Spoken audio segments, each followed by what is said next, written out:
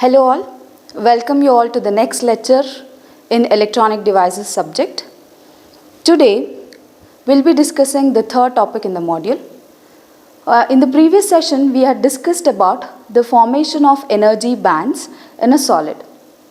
So especially we had considered an example, and the example was silicon, and you clearly understood how a valence band is being formed, conduction band is being formed, and how there is an energy gap between the valence band and conduction band where there is no electrons being present. Let me just represent that quickly. So this is the conduction band. Let me consider it to be as a conduction band, and this indicates the valence band, and you know that the valence band is filled with what? The electrons. It is completely filled with the electrons. Here which case we are considering? Let me consider the temperature to be at 0 Kelvin. So at this point of time the valence band is completely filled with the electrons. There is no electrons in the conduction band, and this gap we refer it as forbidden energy gap. Right? Now what will happen when I increase the temperature? So if I tend to increase the temperature, instead of maintaining at 0 Kelvin, if I tend to increase the temperature, whatever the electrons that we have here tend to vibrate, the crystal lattice structure that we have tend to vibrate. Because of that vibration, whatever the covalent bonds that is being formed between the silicon atoms tend to break. As a result, these electrons go and occupy the conduction band. So when this electron tend to go and occupy the conduction band, what is happening here? There is a vacant state that is being generated. Yes, so we refer this particular vacant state as hole. What is the terminology we are using? The vacant position where no electron is there, that we usually refer it as a hole. So this is how basically a free electron is being generated, which in turn helps in the current conduction. Now why am I saying all these things is, based on this, how easily I can move the electron in the valence band to that of the conduction band can define three different types of materials. And the three different types of materials are as follows. The first is called as an insulator, then a semiconductor, and a conductor. So first let's look into what is an insulator. So the third topic is about insulators, semiconductors, and metals, which are nothing but the conductors. First let's try to look into insulators. Now when I consider insulators, as I already mentioned, the valence band, and this is the conduction band. The lower edge of the conduction band is referred as EC. The upper end of the valence band is referred as EV. And what is this being called as? EG. And this is completely filled with electrons.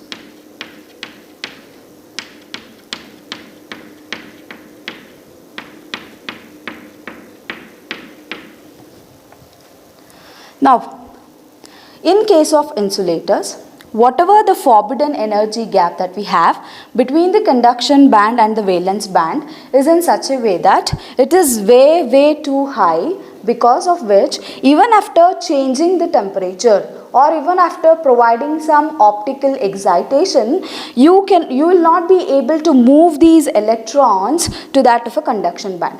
Or in other way I can say that the electrons will not possess that much energy to overcome this forbidden gap, which is way too large, and move into the conduction band.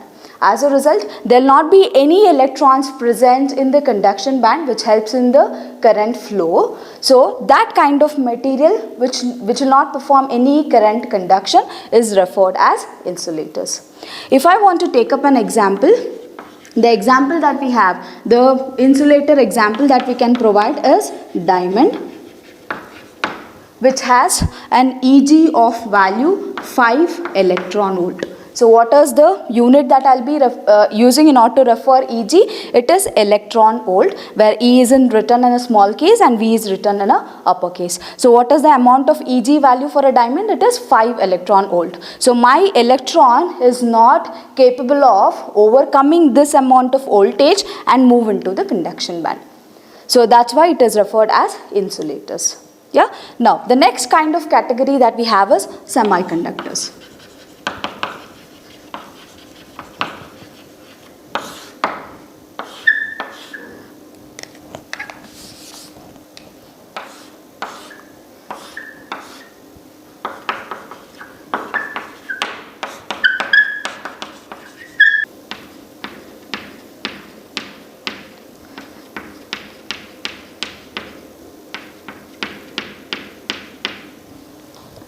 In case of semiconductor, again the valence band is completely filled, the conduction band is empty, at which case it is at T equal to 0 Kelvin.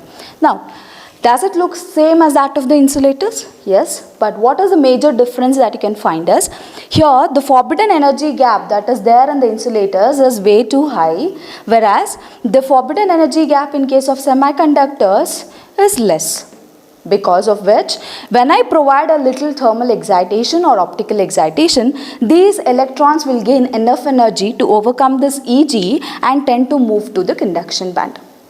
Yeah. So if I want to say it clearly, when at T is equal to 0 Kelvin, my semiconductor will act as an insulator, because there will not be any free electrons present here, and here the valence band is completely filled with the electrons. There is no movement of charge that is happening. So because of which the semiconductor will completely behave as an insulator.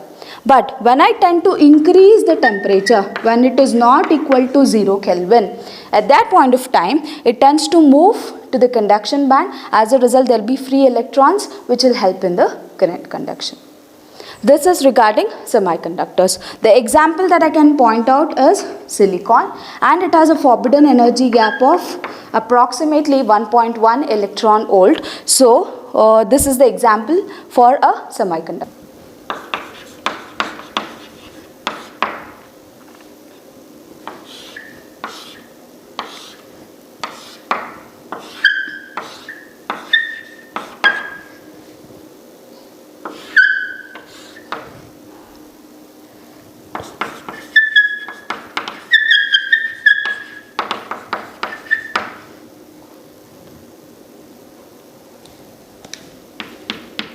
When I consider metals, as you can observe, there are two cases that is possible. The very first case wherein your conduction band can overlap with that of a valence band and it has enough free electrons for the current conduction. Or the second case that we come across is we have an enough energy gap between them, forbidden energy gap, and your conduction band is partially filled, which also helps in the current conduction. So these are the two cases if you consider for a metal.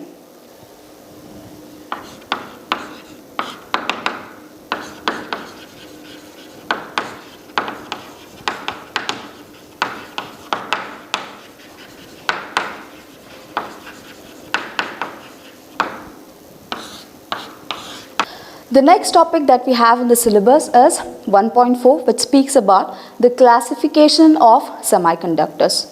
Now we understood priorly what is a semiconductor basically.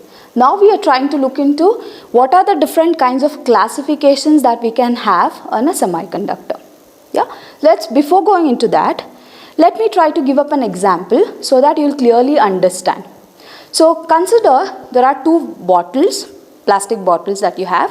One bottle is completely filled with water, another bottle is completely vacant. Now, when I try to tilt these bottles, both of these bottles, is there any net movement of water that is happening? No, obviously, because one of the bottle is empty, because there is no water molecules to move. So even if I tilt, it doesn't make any sense. If I consider a second case wherein it is completely filled, even if I tilt, there is no air gap that is present, which makes the water molecules to move. Yeah, so you consider this analogy equivalent to that of the valence band and the conduction band. The whatever the filled bottle that I'm considering, that filled bottle is equivalent to that of a valence band, wherein the water molecules are equivalent to the electrons that we have. So the valence band is completely filled with the electrons. So since there is completely filled water bottle, if I tilt, will there be any movement of water? No, just like that. Here also, since the valence band is completely filled with the electrons, there will not be any free movement of electrons that is happening.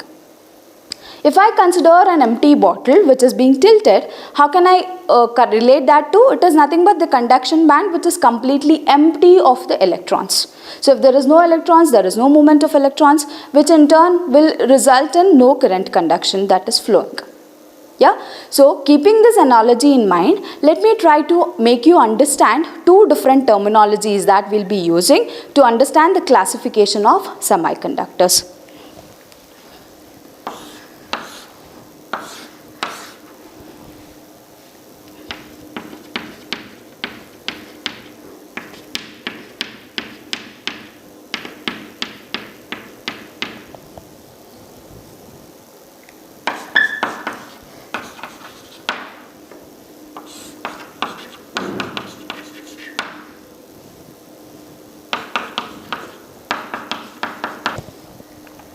So let me consider a figure with valence band and conduction band. Now, as I mentioned, with little thermal excitation or optical excitation, what will happen? The electron here tend to move and occupy the energy states present in the conduction band.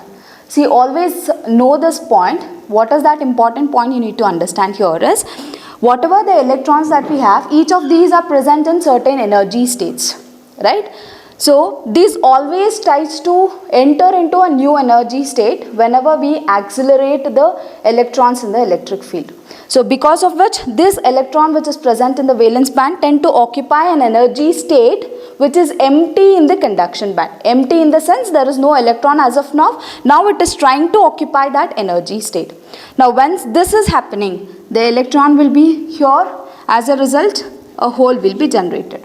Now, what is this process referred as? Or how will I refer this as? So, this process of transferring the electron from the valence band to that of a conduction band is referred by a terminology called as electron hole pair generation. So, what is this process of movement is called as EHP generation in the short form. Now, just imagine that you have a ball with you, you tend to throw it upwards. Yeah. So will that ball stay there for a longer period of time? Obviously it will not. It will try to come down, right? So use that analogy here. Now the electron is trying to occupy the higher energy state. Now tell me, will this electron be present in this higher energy state for a longer period of time? No, it will not be. What will try to do? It will try to come back and occupy the lowest energy state which is present in the valence band. Right? So the process of the electron trying to occupy the lowest energy state, that is the electron which is present here is trying to recombine with the hole that is present in the valence band. Why? Because it cannot stay there for a longer period at a higher energy level. So this process is now being referred as recombination. Recombination of electron with the hole. So the two terminologies you got to know is EHP generation and recombination. Now, whatever the recombination process that is happening, in order for this to happen, one key point you have to remember is the momentum with which the electron is moving have to be same as that of the momentum of the hole. So only when the momentum of the electron is matching or is in the same page with that of the momentum of the hole, both of them can recombine. So if that is not possible, then we have to look into some other alternative. So based on that, that is whether the momentum of the electron is in the same page as that of the momentum of hole or whether it is different, we'll be defining two different classification of semiconductors. The first classification, let me just try to name it later. First, let me try to explain why it is called so. Yeah. So in order to, okay. So in order to understand the first classification of semiconductor, we need a diagram which is called as EK diagram, wherein E indicates the electron energy and K indicates a propagation constant, or you can also say it as a wave vector, which is related to the momentum. So using this EK diagram, let's try to analyze the first classification of the semiconductor. Here this x-axis is the K and the y-axis is E. Now let me think that we know that EC and EV levels, yeah, so let me just try to represent them.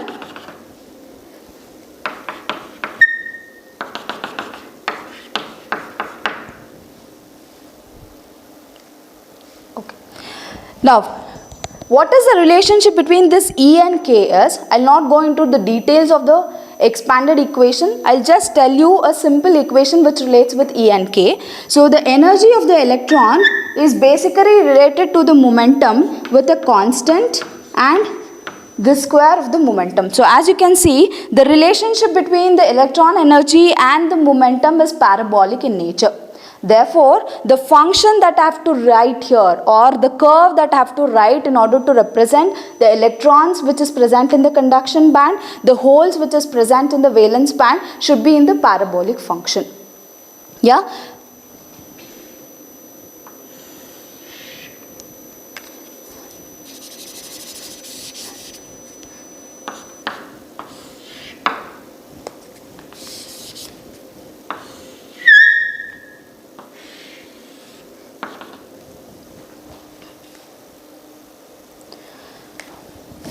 This curve refers to, we are interested, whenever I say conduction band, we are interested in the free electrons. Whenever I say valence band, here we are interested in the amount of holes, right? So when I say the conduction band, here the curve basically represents the electron curve. Yeah. So here it refers to the hole concentration which is present in the valence band.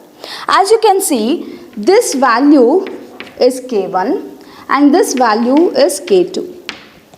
Now, tell me, is K1 and K2 are on the same page? No, the values of K1, K2 are different, right? So, because of this change in the momentum, can the electron which is present here, can this occupy easily the hole which is present here? No, we have to do some circles, right? So, how will I do that basically? So, in order to make that happen, what I have to do is either I need to make this electron to move somewhere here and then recombine with the hole that is present, or I have to make this hole to move to this particular momentum K2 and then try to recombine this electron with the hole. But we know that the mobility of the hole is very much less when compared to that of mobility of electrons. Yeah, so it moves very faster when compared to that of the holes. As a result, the electrons is the one which will be trying to make a movement and occupy the hole that is present in the valence band. Yeah, so how that this basically happen is, see, whatever the semiconductors I consider, in the semiconductors, you cannot have a pure form. There are chances that there will be certain impurity which is added into it. So, because of that impurities, we have certain energy levels which is called as trapped energy states. Let me repeat, it is referred as trapped energy states. So, these trapped energy states, what it will do is, it will try to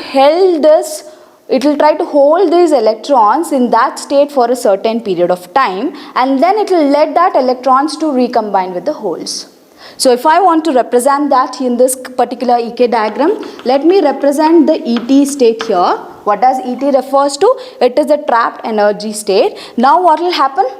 The electron, always I told it will try to occupy the lowest energy state, right? So it will try to move and occupy the energy state here and stay there for a while, and then it will try to recombine with the hole that is present. So this kind of movement of hole, that is the electron being recombined with the hole, is in case of a semiconductor which is called as indirect band gap semiconductor. What will I refer this classification as?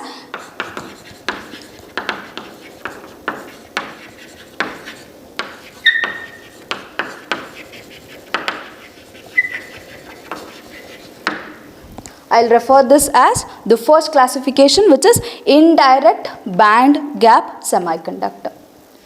Now, when this change in the momentum is happening, according to the laws of energy, we know neither energy can be created nor it can be destroyed. So, if I provide some thermal excitation and if I tend to make the electrons to move, then I have to get a certain output, right? Yeah, so it has to be in some form. So whatever the change in the momentum that is happening is usually in the form of heat. After that, whatever the electron hole pair recombination is happening is in the form of photon energy. That means it tries to emit the light energy. So according to the laws of conservation of energy, whatever the electron hole pair is recombining, that energy is lost as a photon, wherein which is being represented as h nu, where h indicates the Planck's constant and nu indicates the frequency. Yeah, let me just repeat again. Here the change in the momentum is how it is being reflected. It is being reflected as a heat, whereas this change, that is recombination, is reflected by, or it is tried to emit through a photon, which is represented as h nu. Now, this indirect semiconductors are very much involved in our daily lives. Now, in what forms it is? Let me give up an example. You take up the remote that you use. Yeah, you try to change the channels, right? So at the front end of the remote, you can find a small LED there. So that if I try to select a particular channel and if I try to press any particular button, what will happen? That will send a signal to the television, which in turn will help to change the channel. So that signal, whatever you are trying to send, is it in the visible range? No, it is not in the visible range. What are those radiations referred as? IR, right? So this photon, whatever you are trying to emit, the semiconductor is trying to emit in case of indirect, is in the IR range. So that is where the indirect semiconductors comes into picture. And the typical example that I have to give us, all the elemental semiconductors that we find will be of indirect band gap semiconductors. The example that I have to quote is your silicon, if I want to consider, or a germanium. All these comes into this picture. Now coming to the second classification of the semiconductors.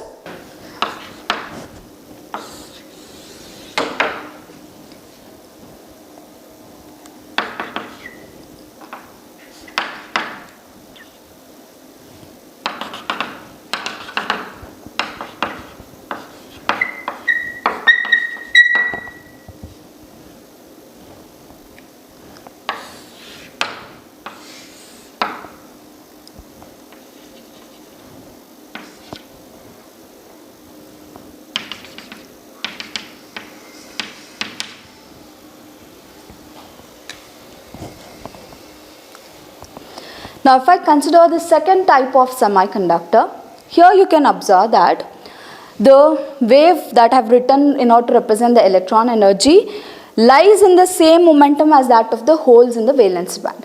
As a result, what is happening? Is it easy for an electron to recombine with the hole? Yeah, because the momentum matches, it is easy for the electron to recombine with the hole. And when it happens, that is when the recombination happens, it tries to emit the energy in the form of photon, as I already mentioned, which is h nu, and the emitted energy will be in the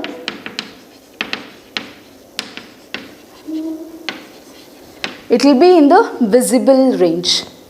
So this kind of semiconductor is referred as direct band gap semiconductor.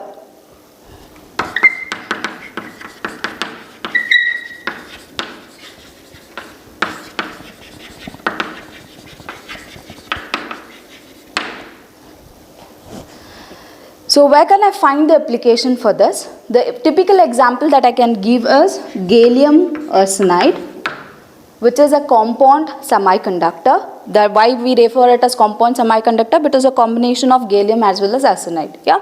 So this is a typical example that I can give. So the practical example that you can find is the traffic lights. what are they basically? These are nothing but the ones which changes the colors, right? So the changing of the color basically happens on what kind of material I'm using. So that is where you come across the direct semiconductors being used. Wherever you have color, different colors of LEDs, next time you try to remember what you can relate that to, or you have to remember that is nothing but the direct semiconductors. Yeah, so this is the typical classification of a semiconductor. What are the two classifications? Direct band gap semiconductors and indirect band gap semiconductors. Here the emission is in terms of h nu, that is a photon, which is in the IR range. Here, there it will be in the visible range. Here this change in the momentum is usually expressed as a heat. Thank you all. In the next session, we will be looking into in more details regarding electron holes and so on. Thank you.